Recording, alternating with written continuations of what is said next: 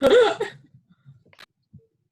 guys, welcome. We're so excited for summer reading this summer, and we want you to read just as much as we want to read ourselves. So we have all of our volunteers here who are going to help with our program. So book clubs are going to be happening virtually, and these are our leaders. So they're going to explain why reading is important to them. Hi, I'm Sudiksha Dasari, and reading is important to me because it compels me to look at the world in different perspectives. Hi, my name is Vivi Kohli, and reading is important to me because it makes me smarter. Hi, my name is Layla Abbasi, and reading is important to me because it provides a distraction from reality. Hi, I'm Doris, and reading has always been important to me because it allows me to escape from reality, gain more knowledge and new perspectives, and develop a better understanding of community.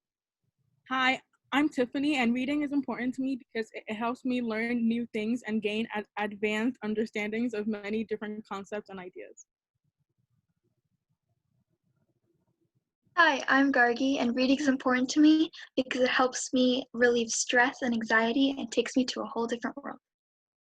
There are a million different reasons why we read, and I hope you enjoyed why all of our teens like to read. We're excited to read with you this summer.